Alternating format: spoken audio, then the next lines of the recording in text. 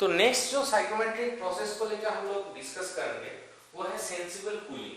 तो पहले हम लोग क्या डिस्कस किए थे, सेंसिबल हीटिंग को लेकर डिस्कस किए थे, और अभी जो लेकर डिस्कस करेंगे हम लोग वो है सेंसिबल कूलिंग। और सेंसिबल हीटिंग और सेंसिबल कूलिंग जो है ये टोटली ऑपोजिट है। मतलब कोई भी आदमी अगर सेंसिबल हीटिंग को अच्छे से समझ लिया तो सेंसिबल कूलिंग को समझने में कोई भी प्रॉब्लम नहीं होगा। जस्ट ये जो है वो रिवर्स कंडीशन में है, मतलब कोई भी प्रॉब्लम नहीं है। तो हम लोग फिर से एक बार सेंसिबल कूलिंग को डिस्कस करते हैं। तो ये हम लोग का हेल्प भी करेगा सेंसिबल हीटिंग को रिमाइंड करने के लिए। और ये जो टोटल टॉपिक है इसको डिस्कस करने के बाद शायद तुम लोगों का कोई भी प्रॉब्लम नहीं रहेगा। तो सेंसिबल कूलिंग क्या होगा? सेंसिबल हीटिंग में हम लोग क्या कहते हैं, without affecting the moisture content of air, if we increase the temperature of air then the process is called sensible heating।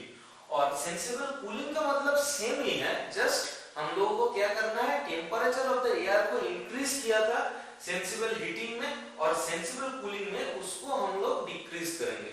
तो without affecting the moisture content of air, if we decrease the temperature of air then the process is called sensible cooling। तो हम लोग क्या लिख सकते हैं, decrement in temperature without any change in absolute humidity। तो absolute humidity का कोई चेंज नहीं करके अगर हम लोग डिक्रीज करते हैं टेम्परेचर का, तो जो प्रोसेस है उसको हम लोग क्या कहेंगे, सेंसिबल कूलिंग कहेंगे। और वो प्रोसेस को अच्छे से समझने के लिए हम लोग एक डायग्राम बनाते हैं। तो यहाँ पे भी एक ये कूलिंग कॉइल है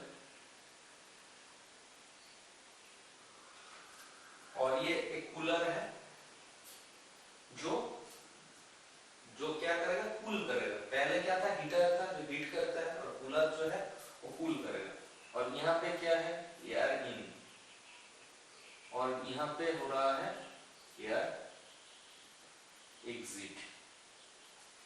तो ये हो गया हम लोग का फ्लो डायग्राम, मतलब ये हो गया हम लोग का डायग्राम। तो क्या होगा, मान लो अभी जो कूलिंग कॉइल का जो टेम्परेचर है वो Tc है, और इसका जो टेम्परेचर है TdB1 है, और ये TdB2 है। और इसमें देखो ये कूलिंग कॉइल है, तो एयर जो normal driver temperature of air जब इसमें इनलेट करेगा, तो वो जब कूलिंग कॉइल का कांटेक्ट पे आएगा, वो जब कूलिंग कॉइल के साथ कांटेक्ट पे आएगा तो क्या होगा, वो हीट रिजेक्ट करेगा कूलिंग कॉइल को, और उसका जो अमाउंट ऑफ हीट वो रिजेक्ट करेगा, उसका जो टेम्परेचर है वो डिक्रीज करेगा। तो वो जब बाहर जाएगा, मतलब एयर एट एग्जिट, उसका टेम्परेचर में डिक्रीमेंट होगा। तब हम लोग ये कह सकते हैं जो TdB2 है वो क्या है, वो TdB1 से छोटा है, मतलब TdB1 जो है वो TdB2 से ग्रेटर है। और हम लोग क्या कह सकते हैं, Tc जो है वो कूलिंग कॉइल का टेम्परेचर है, वो TdB2 से भी छोटा है। तो ये हम लोग कह सकते हैं, कोई प्रॉब्लम नहीं है इसमें, कोई प्रॉब्लम नहीं है। तो हम लोग ये जो प्रोसेस है इसमें क्या कर रहे हैं, कूलिंग कॉइल एडजस्ट है, एयर पास कर रहा है ये चैनल से, और जब एयर कूलिंग कॉइल के कांटेक्ट पे आएगा तो कूलिंग कॉइल क्या करेगा, उसका टेम्परेचर लो है विद रिस्पेक्ट टू एयर, तो क्या करेगा, एयर से हीट को सब्सट्रैक्ट करेगा, मतलब वो जो हीट होगा एयर से वो बाहर निकल लेगा। तो एयर का जो टेम्परेचर है वो डिक्रीज करेगा, और एयर का टेम्परेचर डिक्रीज हो रहा है, मगर उसमें हम लोग मॉइस्चर का कोई एडिशन या एलिमिनेशन नहीं कर रहा है, मतलब मॉइस्चर कंटेंट का कोई चेंज नहीं हो रहा है। तो हम लोग ये कह सकते हैं, ये जो प्रोसेस है इसमें हम लोग का जो डेफिनेशन है, without affecting the moisture content of air, if we decrease the temperature of air then the process is called as sensible cooling. तो ये जो प्रोसेस है इसको हम लोग सेंसिबल कूलिंग कह सकते हैं। और इस केस में बाईपास फैक्टर क्या होगा, देखो बाईपास फैक्टर BPF वो होगा पहले T dB2 minus TC T dB1 minus TC। तो ये होगा, और कूलिंग के लिए बाईपास फैक्टर मतलब bypass temperature of air at exit minus temperature of cooling coil by temperature of air at inlet minus temperature of cooling coil. तो ये हो गया हम लोगों का बाईपास फैक्टर। इसके बाद ये जो प्रोसेस है इसको हम लोग अच्छे से और भी अच्छे से एक्सप्लेन करने के लिए साइकोमेट्रिक चार्ट जो होता है उसमें हम लोग प्लॉट करेंगे। तो साइकोमेट्रिक चार्ट ड्रॉ करते हैं, तो उसमें अगर हम लोग ये जो प्रोसेस है इसको प्लॉट करेंगे तो हम लोग का जो कॉन्सेप्ट है वो और भी ज्यादा अच्छा होगा। तो ये हो गया हम लोगों का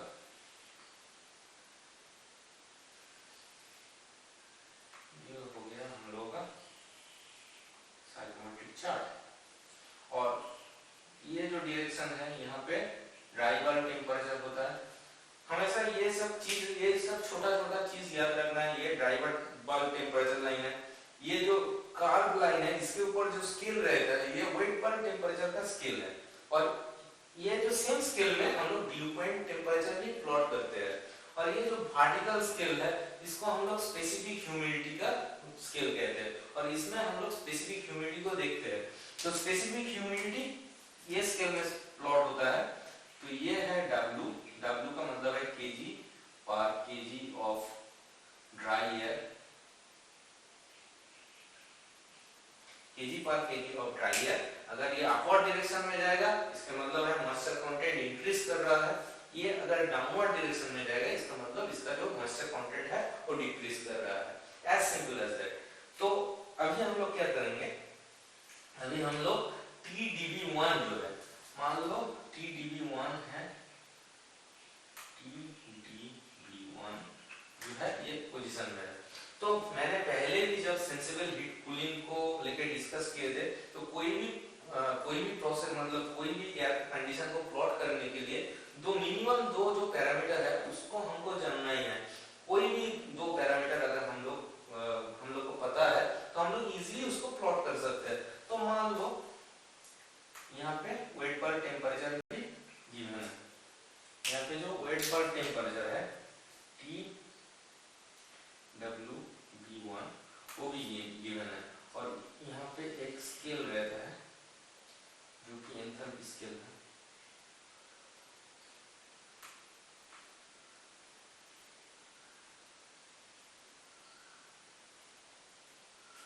ठीक है, तो हम लोग इसको प्लॉट करते हैं।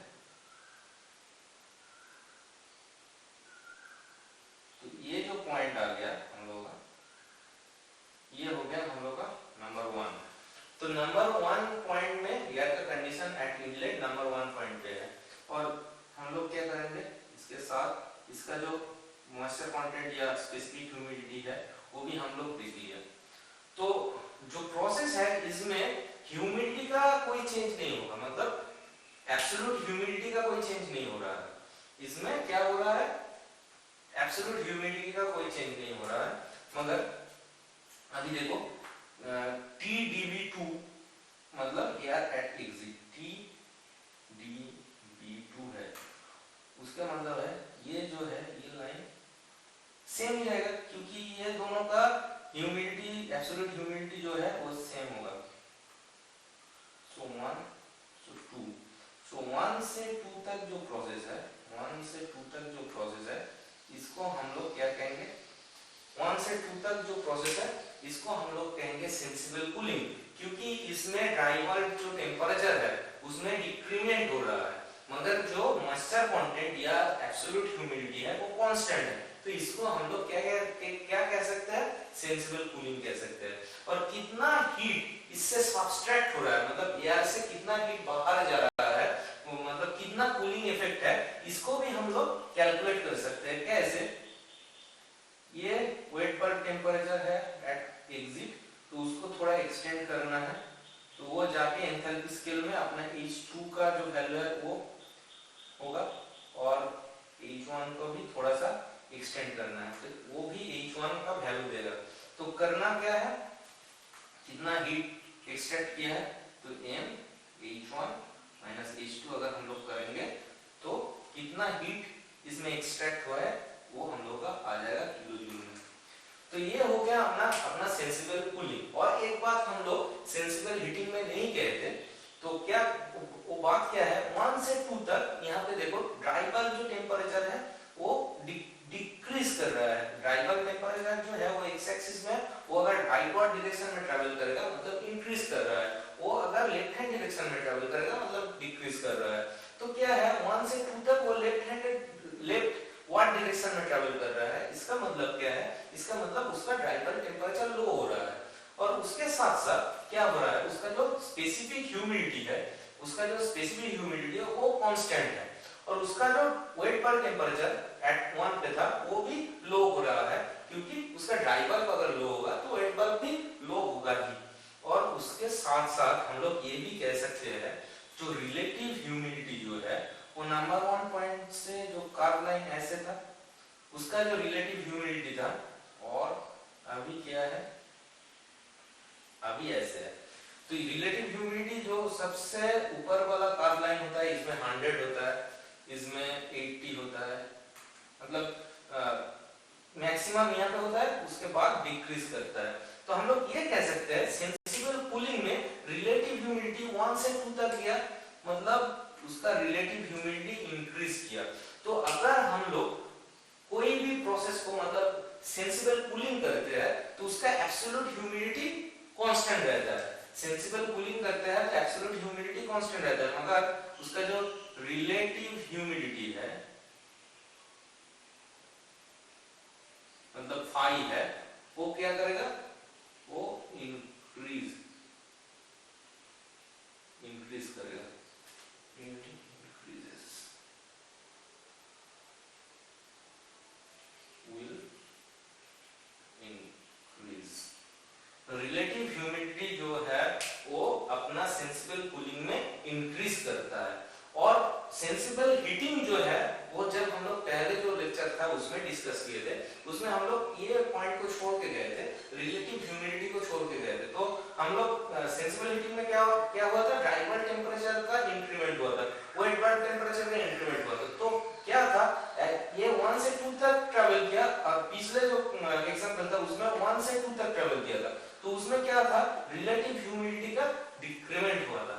तो और भी एक नोट करके लिख सकते हो, इन सेंसिबल हीटिंग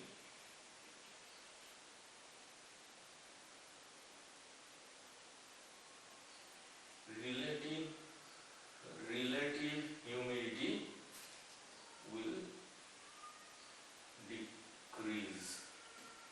तो सेंसिबल हीटिंग में क्या क्या होता है, ड्राई बल्ब टेम्परेचर इंक्रीज करता है, वेट बल्ब टेम्परेचर इंक्रीज करता है, एब्सोल्यूट ह्यूमिडिटी जो है वो कांस्टेंट रहता है, मगर रिलेटिव जो ह्यूमिडिटी है वो डिक्रीज करता है। और सेंसिबल कूलिंग में क्या होता है, सेंसिबल कूलिंग में जो उसका जो एब्सोल्यूट ह्यूमिडिटी है वो कांस्टेंट रहता है, टेम्परेचर का डिक्रीज करता है, टेम्परेचर डिक्रीज करता है, वेट बल्ब टेम्परेचर डिक्रीज करता है, मगर उसका जो रिलेटिव ह्यूमिडिटी है वो इंक्रीज करता है। तो एक बात अच्छे से समझ लो, सेंसिबल हीटिंग में रिलेटिव ह्यूमिडिटी डिक्रीज करता है। जब हम लोग टेम्परेचर को इंक्रीज करते हैं तो रिलेटिव ह्यूमिडिटी जो है वो डिक्रीज करता है, क्योंकि टेम्परेचर जब हम लोग इंक्रीज करेंगे तो ऐसे हम लोग ट्रेवल करेंगे, मतलब ये पाथ ट्रेवल करेंगे। तो ये पाथ ट्रेवल करने से ये जो रिलेटिव ह्यूमिडिटी लाइन है वो लोअर ह्यूमिडिटी की तरफ ट्रेवल करता है, और अगर हम लोग टेम्परेचर में डिक्रीज करेंगे तो रिलेटिव ह्यूमिडिटी जो है वो हायर होता है। तो ये हो गया हम लोग का सेंसिबल कूलिंग का लेक्चर। तो इसके बाद हम लोग और भी डिफरेंट प्रोसेस मतलब ह्यूमिडिफिकेशन डिह्यूमिडिफिकेशन को लेकर डिस्कस करेंगे। तो इतना देर तक कोई भी अगर प्रॉब्लम है, कोई भी मेरा बात को समझने में दिक्कत हो रहा है, तो कोई भी प्रॉब्लम नहीं है, you can free feel to call me, कोई भी हेजिटेशन रखना नहीं है, हमको कॉल कर सकते हो, हमको मैसेज कर सकते हो। और ये हम लोग आज डिस्कस कर दिया, तो बाकी का हम नेक्स्ट लेक्चर में होगा।